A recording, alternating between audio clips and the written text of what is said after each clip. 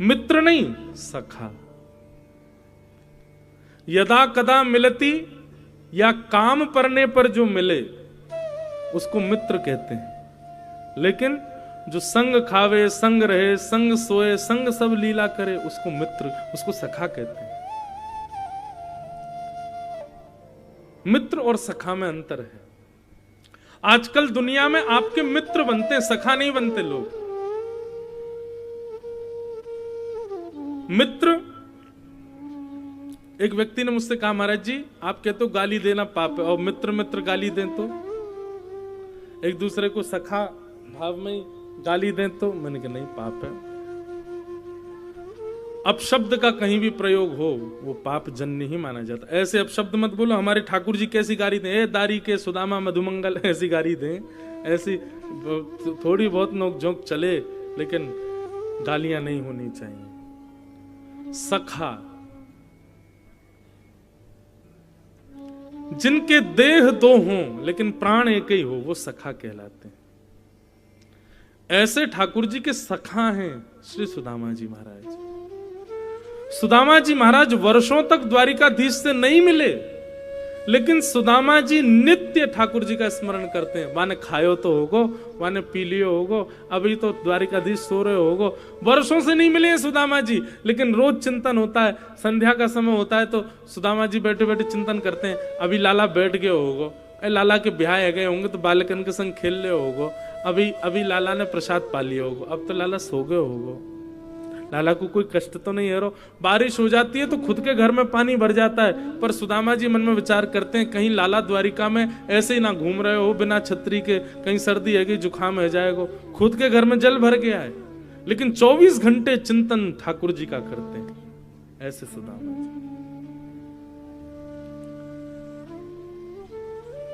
ऐसा नहीं है बंधुओं कि ये प्रेम हम लोगों के अंदर नहीं है, पर हमारा प्रेम अपने ही संसार के लोगों से होता है, उन लोगों से जो मिथ्या हैं, जो प्रेम करना जानते नहीं।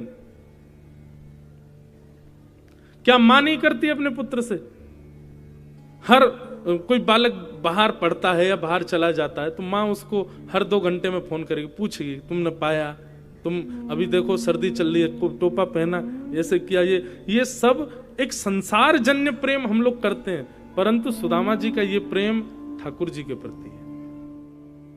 सुदामा जी मिलने नहीं जाते हैं द्वारिकाधीश से, पर दूर बैठे बैठे चिंतन उन्हीं का ही करते रहते हैं। वर्षा हो जाए तो ये सोचते हैं लाला ने पतोना छतरी लगाई होगी कि नहीं, सर्दी हो जाए लाला पतोना कंबल ओढ़ो होगो कि नहीं। ऐसी भक्ति श्री सुदामा जी की, ऐसे सखा हैं श्री सुदामा जी।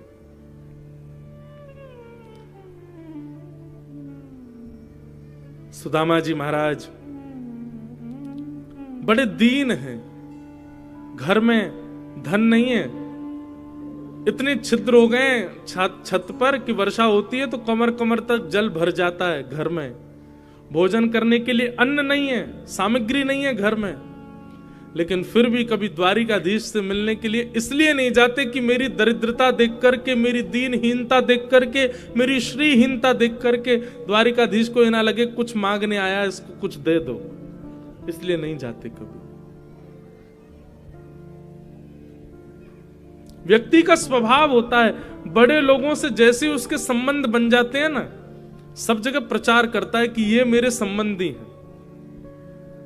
राजनेता या कोई विशिष्ट व्यक्ति के संग फोटो खिंचवाने की होड़ लगी रहती है, क्यों? अपने घर में लगाएंगे ताकि सबको दिखे कि अरे ये तो उसके सगे हैं।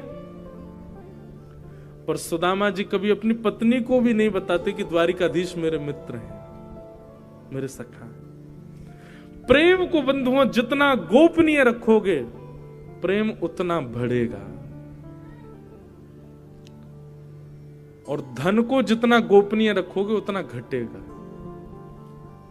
इसलिए धन को प्रवाहित करो और प्रेम को जितना हो सके छुपाओ। और सबसे बड़ी बात है, संसार के प्रेम को प्रकट करो, कोई आपत्ति नहीं, लेकिन आपका जो ठाकुर जी से प्रीति प्रेम है उसको छुपाओ, उसको प्रकट मत करो। सुदामा जी अप्रकट भक्ति के आचार्य हैं, कभी नहीं बताते।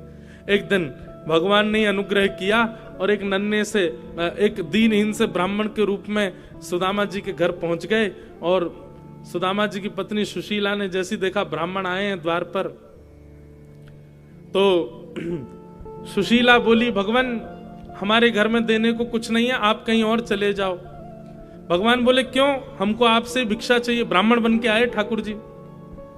तो सुदामा जी की पत्नी ने एक ऐसा उत्तर दिया, वो क्या कहती हैं? वो कहती हैं कि मेरे घर में सोवर है, मैंने एक संतान को जन्म दिया है, अभी हमारा घर पवित्र नहीं है, आप अभी हमारे यहाँ की सामग्री नहीं ले पाओगे। ठाकुर जी बोले, इनके तो कोई संतान अभी हुई नहीं, ये ऐसे क्यों बोल रही हैं? ब्राह्मण बन के आए थे। भगवान बोले, अच्छा तो 3-4 दिन बाद सोवर उठ जाएगा, तब आ जाऊं? सुदामा जी की पत्नी बोली, नहीं, हमने दरिद्र पुत्र को जन्म दिया है, उसका सोवर जीवन पर्यंत रहेगा। दरिद्र पुत्र को जन्म दिया है मैंने, मतलब कह रही है कि पुत्र को जन्म, वो कहना ऐसा चाहती है कि हमारे घर में दरिद्रता है, श्रीहीनता है, देने के लिए कुछ नहीं, और ये जीवन पर्यंत रहेगा, इसलिए आप कभी मत आना मांगना। तब भगवान जो ब्राह्मण के रूप में गए थे, उन्होंने कहा, अरे सुशीला, तुम बड़ी भोली हो, तुमको नहीं पता, द्वारिकाधीश को जानती हो? सुशीला बोली, उनको कौन नहीं जानता, पूरे विश्व के राजा भगवान है साक्षात। बोले, वो तुम्हारे सुदामा जी के घनिष्ठ मित्र हैं, घनिष्ठ सखा हैं, इतने घनिष्ठ सखा हैं, और तुमको विश्वास नहीं होता तो अपने पति के सामने जाकर के केवल द्वारिकाधीश का नाम ले देना, देख लेना, उनके चेहरे का हाव भाव ही बता देगा, उन्होंने तुमसे छुपाया है आज तक। द्वारिकाधीश उनके सखा हैं, कभी अपने पति को भेजो द्वारिकाधीश के पास, द्वारिकाधीश कृपा करेंगे, पूरे विश्व पर कृपा करते, तुम्हारे घर पर नहीं करेंगे। ये योजना भगवान नहीं बनाई थी, सुशीला के मन में कोई बात थोड़ी थी, भगवान ही ब्राह्मण के रूप में आए और आकर के सुशीला को ये बात बता के गए। सुशीला बोली, अच्छा। ब्राह्मण तो चले गए, सुशीला अंदर बैठी थी, सुदामा जी महाराज नाम जप कर रहे थे। सुशीला ने कहा, सुनिए पतिदेव, एक जरूरी बात करनी। सुदामा जी इशारा करने लगे, भी नाम जप चल रहा, थोड़ी देर रुक जा। बोले, आप थोड़ी देर बाद नाम जप कर लेना, मेरी बात सुन लीजिए। सुदामा जी नाम जप करने लगे। अचानक सुशीला ने कहा, मुझे आपके और द्वारिकाधीश के सख्य के बारे में पता चल गया है। ये बात कहते ही सुदामा जी के हाथ से माला अपने आप छूट गई, नेत्रों से आंसू गिर गए। ब्राह्मण ने कहा था कि सुदामा जी का मुख ही बता देगा कि उन्होंने ये बात छुपाई है आपसे। सुशीला ने जब नेत्रों में अश्रु देखे और सुदामा जी की स्थिति देखी, वो समझ गई कि ब्राह्मण सत्य कह के गया। भगवान, आप क्यों ऐसा कर रहे हैं? द्वारिकाधीश आपके सखा हैं, वो पूरे विश्व का भरण पोषण करते हैं, आपने कभी मुझे नहीं बताया, कभी उनके पास नहीं गए, आज तक मुझे लेकर के नहीं गए, क्यों? आपको अच्छा लगता है बच्चे भूखे सोते हैं, हमारे घर में 4-4 दिन तक भोजन नहीं बनता,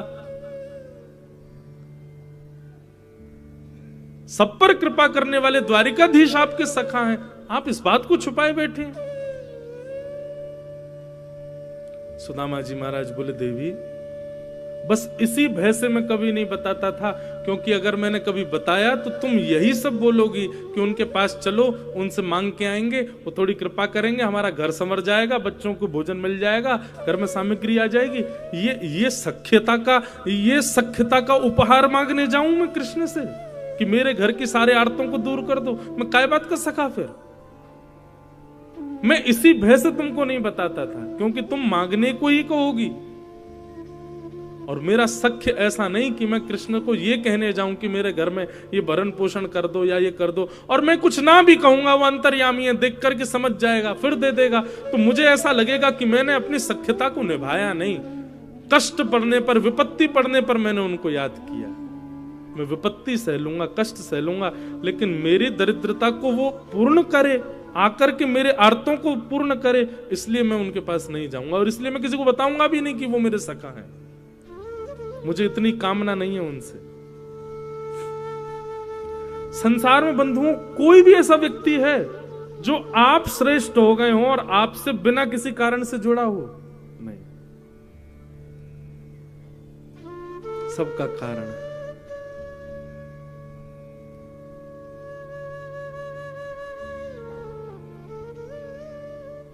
ये सुदामा जी का प्रेम है। वो जीवन पर्यंत भूख में निकाल देंगे, जीवन पर्यंत टूटे हुए घर में रह लेंगे, लेकिन कृष्ण के पास इसलिए नहीं जाना चाहते कि मेरे आर्तों को वो पूर्ण करे। ये मेरे सख्य का भाव नहीं है।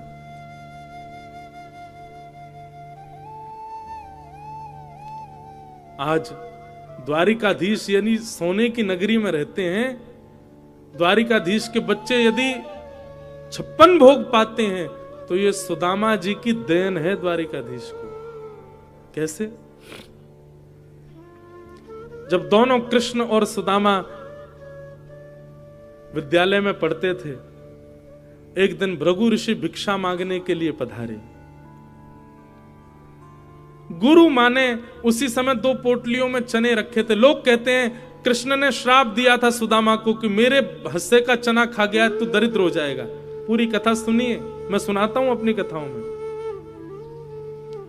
भृगु ऋषि भिक्षा मांगने के लिए आए। ब्राह्मणी से आकर के कहा भिक्षाम देहि माते। ब्राह्मणी ने सोचा मन में ये तो ऋषि हैं, कहीं और भी भिक्षा मिल जाएगी तो चल जाएगा। अब विद्यालय में इतनी सामग्री नहीं है, 2 पोटलियां चने की हैं, वो भी कृष्ण सुदामा के लिए, वो भी इनको दे दूंगी तो बच्चे बेचारे वन में क्या खाएंगे? पुष्प तोड़ने के लिए वन में जा रहे हैं। और गुरु माने निवेदन कर दिया, भगवान आप फिर कभी आ जाना, अभी तो हमारे पास देने को कुछ नहीं है। भृगु ऋषि थोड़ी दूर गए, जाकर के नेत्र बंद करके देखा इतने बड़े गुरुकुल में हमको देने के लिए भिक्षा नहीं है। तभी उनको दिव्य दृष्टि से दिखा कि 2 पोटली चने की रखी हैं, जो कि कुछ बालकों के लिए मां ने लोभवश बचा के रखी है। श्राप दे दिया भृगु ऋषि ने, मां जिन बालकों के लोभ में आकर के तुमने, मोह में आकर के मुझे भिक्षा देने से मना किया है ना, मैं श्राप देता हूं इन चनों को वो बालक खाएंगे, इन चनों को खाते ही वो श्रीहीन हो जाएंगे, लक्ष्मी चली जाएगी उनके घर से। सुदामा जी वहीं एक वृक्ष के नीचे बैठ करके तुलसी तोड़ रहे थे और सुदामा जी ने यह श्राप सुन लिया कि भृगु ऋषि ने श्राप दिया है, उन चनों को जो पाएगा वो श्रीहीन हो जाएगा। दौड़ करके आए, देखा कि कहां है चने, किसके लिए चने। तभी जैसे ही सुदामा जी आए दौड़ते हुए, हाँफते हुए, तुरंत माने आकर के, सुदामा मैं तुझे ही ढूंढ रही थी, ये ले, ये चने की पोटली है, ये एक तेरी कन्हैया की है और उसको खिला देना। मैंने उसको भी बता दिया है, तुम दोनों वन में जा रहे हो लकड़ी तोड़ने के लिए, आदि सब सामग्री लेने, प्रेम से पा लेना। इतने में ठाकुर जी भी आ गए। हाँ सुदामा जी आप धल लो, प्रेम से पाएंगे वन में। अब सुदामा जी कुछ कहते तो मन में विचार करते, यदि मैंने बता दिया तो ये पोटलियां फिकवा दी जाएंगी, फिकवा दी जाएंगी तो अंकुरित हो जाएंगे, अंकुरित होकर कोई और खाएगा, वो श्रीहीन हो जाएगा। और कृष्ण के पक्ष के भी चने इसमें हैं। सुदामा जी ने मन में विचार किया, आज अपने सखा को सख्यता का उपहार देने का दिन आया है। और वन में जैसे सुदामा जी और कृष्ण गए, एक ऊंचे वृक्ष की डाल देख करके सुदामा जी समझ गए, बोले कन्हैया वृक्ष में चढ़ने में बड़ा ढीला है, देरी से चढ़ पाता है। सुदामा जी बड़े निपुण हैं। एक ऊंचे वृक्ष को देख करके सुदामा जी दौड़ करके उसके ऊपर चढ़ गए, जाकर के डाल पर बैठ गए। ठाकुर जी धीरे धीरे चढ़ रहे थे नीचे से, इतने में सुदामा जी ने पोटलियां खोली और लेकर के चने भरने लगे मुख के अंदर। ठाकुर जी ने चढ़ते चढ़ते देखा, ए सुदामा अकेलो खा रहा हो, एक पोटली मेरी है, वो धर लियो बचा के, मैं आ रहा हूं ऊपर, बहुत तेज भूख लगी है, मैं भी पाऊंगा। सुदामा जी मन में विचार करने लगे, लाला तू सदा प्रसन्न रहे, लक्ष्मी में खेले, लक्ष्मी तेरी पत्नी बने, तू सदा, तेरे जीवन में कोई कष्ट संकट नहीं आवे, मेरे बट की भी लक्ष्मी तेरे पास आ जाए, ऐसा मेरा उपहार है तुमको। और ठाकुर जी के पक्ष के चने भी ठाकुर जी देखते रह गए, सुदामा जी सब पा गए। भगवान भले ही नाराज हुए, भगवान भले ही सुदामा जी से रूठ गए, भगवान ने भले ही कुछ अपशब्द कहे, पर सुदामा जी ने ठाकुर जी को गले से लगा लिया। बोले लाला तू बस सदा खुश रही हो, तू सदा प्रसन्न रही हो, तेरे जीवन में कोई कष्ट नहीं आवे, बस ये मेरी मंत्रणा है। बोले काय बात की मंत्रणा तेरी, तू मेरे पक्ष के चना खा गए हो और यूं कह रहे हो कि मैं सुखी रहूं। सुदामा जी रोने लगे, कैसे बताऊं श्याम सुंदर।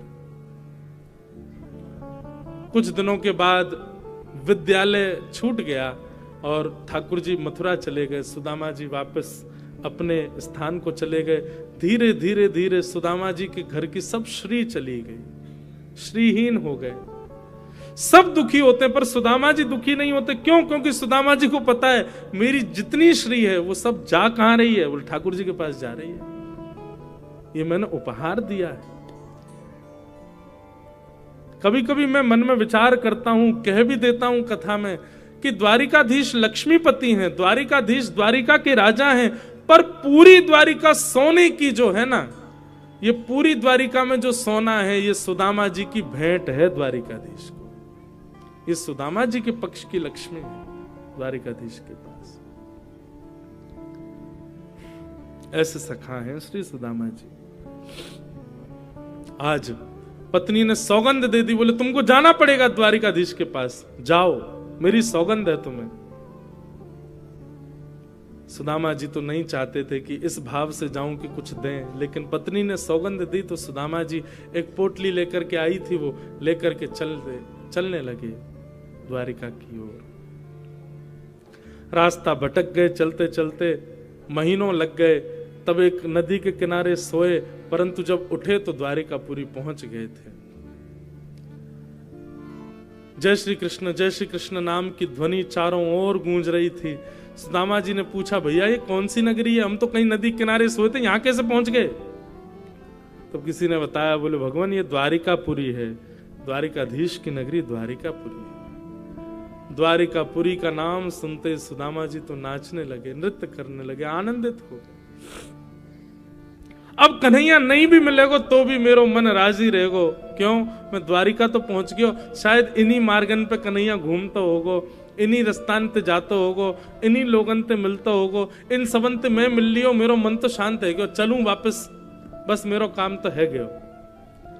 इतने में ही संतोष करके वापस जाने को तैयार हुए। तभी मन में विचार किया, एक बार कन्हैया की झलक तो देख चलूं, दिखे कैसे।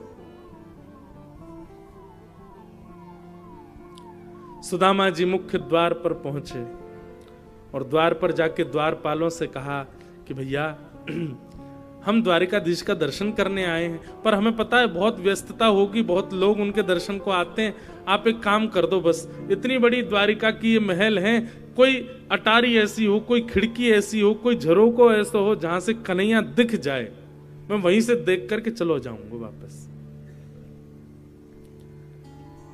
मैं बचपन को सखाऊं द्वारिकाधीश को, मेरा नाम सुदामा है, आपने कोई योजना बनाओ। द्वारपाल बोले आप लोग विराजो, हम अभी देख करके आते हैं।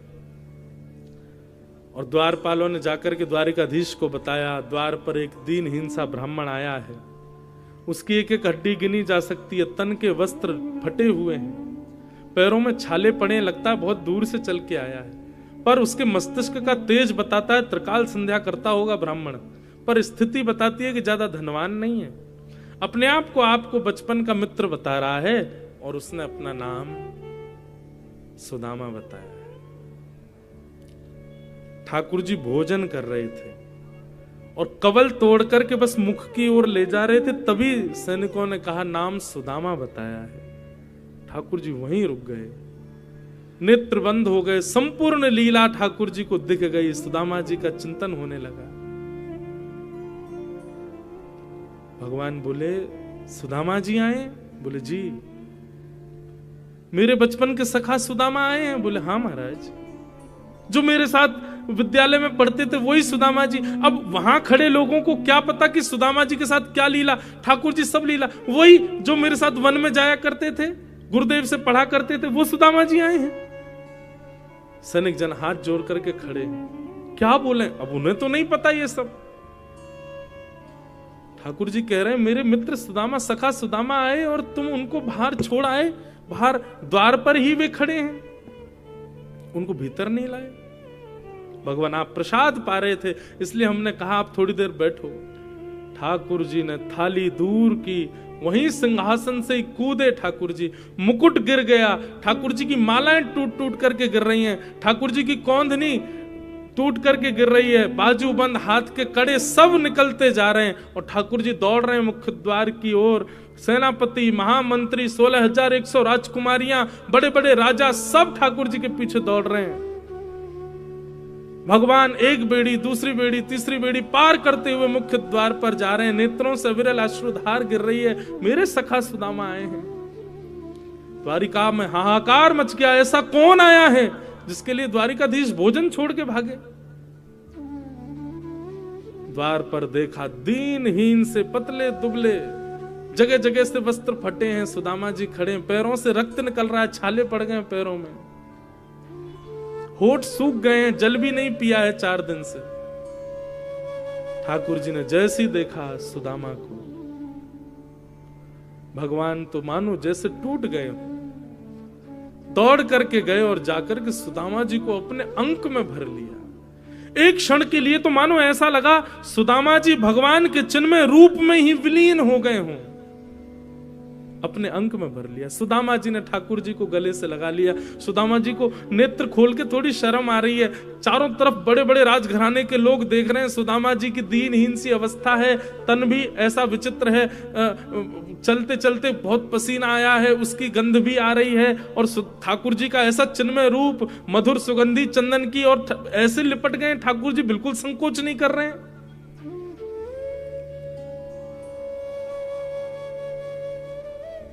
सुदामा जी के मन में आ रहा है, इतना सुंदर, इतना बढ़िया स्पर्श है ठाकुर जी का, मेरा निष्ठुर हड्डियां चुभ रही होंगी ठाकुर जी को। सुदामा जी दूर करते हैं लाल जी को, लाल जी फिर पकड़ करके अपने अंग से लगा लेते हैं। सुदामा जी बार बार ठाकुर जी के हाथों को दूर करते हैं और ठाकुर जी फिर पकड़ करके अपने अंक में ले लेते हैं। इस दृश्य को देख करके पूरी द्वारिका भाव विभोर हो गई, सबके नेत्र सजल हो गए। सुदामा जी के सुंदर उस रूप को देख करके ठाकुर जी ने अपने मानो नेत्रों के आंसुओं से ही सुदामा जी का जलाभिषेक कर दिया हो, इतने रोए ठाकुर जी। हाथ पकड़ करके सुदामा जी को अपनी द्वारिका नगरी में भीतर अपने सिंहासन की ओर लेके जा रहे हैं। रास्ते में सुंदर नगाड़े बजाने वाले अंदर खड़े हैं, पुष्पादि वर्षा करने वाले सब स्तब्ध खड़े हैं। ठाकुर जी उनको डांट के तुम चुप क्यों, पुष्प वर्षण करो, नगाड़े बजाओ, सुंदर मंगल वाद्य बजाओ। आज हमारी द्वारिका को पवित्र करने के लिए सुदामा जी पधारे। सुदामा जी आए, भाई स्वागत करो। स्वयं ठाकुर जी मार्ग दिखाते हुए सुदामा जी को लेकर के आए। सुदामा जी ने भीतर आकर के स्वधर्मा सभा को जब देखा, सुदामा जी तो नीचे आसन पे ही बैठने लगे। ठाकुर जी ने लेकर के गए और द्वारिका के सिंहासन पर उनको बिठाया।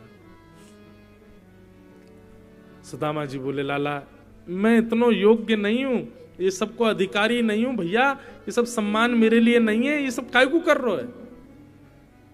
ठाकुर जी बोले, कौन किसके योग्य है मैं बहुत अच्छे से जानता हूं सुदामा जी, मुझे बताइए मत, बैठो।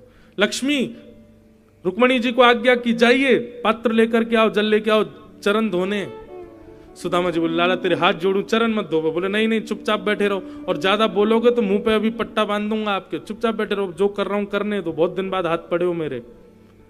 और सुदामा जी के चरणों को जैसे ही ठाकुर जी ने उठाया पात्र में रखने के लिए, भगवान ने चरण देखे, पूरे चरण छिले हुए, कांटे लगे हुए, घाव हो गए चरणों में। इतने भाव विभोर हो गए ठाकुर जी चरण देख करके, आंखों के अश्रुओं को रोक नहीं पाए, और वही अश्रु बिंद सुदामा जी के चरणों में गिरने लगे। जैसे जैसे ठाकुर जी के बिंदु गिरे, वहां वहां से सुदामा जी के सुंदर घाव ठीक होते जाएं। देख सुदामा की दीन दशा, करुणा करके करुणा निधि रोए, पानी परातु को हाथ छुयो नहीं, नैनन के जल सो पग धोए। और जो थोड़ा बहुत जल इकट्ठा हुआ पात्र में, भगवान ने रुक्मणी आदि सब पटरानियों को कहा, सुनिए इस जल को पूरी द्वारिका के कोने कोने में छिड़क करके आओ, सुदामा जी के चरणों का चरणामृत है। एक एक बूंद सब लोग पा लेना, सब जगह बांट देना, पूरी द्वारिका में छिड़क देना, समुद्र में छिड़क देना, गोमती जी में छिड़क देना, हमारे महल में छिड़क देना, सब पवित्र हो जाएगा। सुदामा जी के चरण की सुंदर जल है। सुदामा जी देख करके कह रहे लाला जी सब कहा कर रहे हो भैया, मैं इतना योग्य नहीं हूं।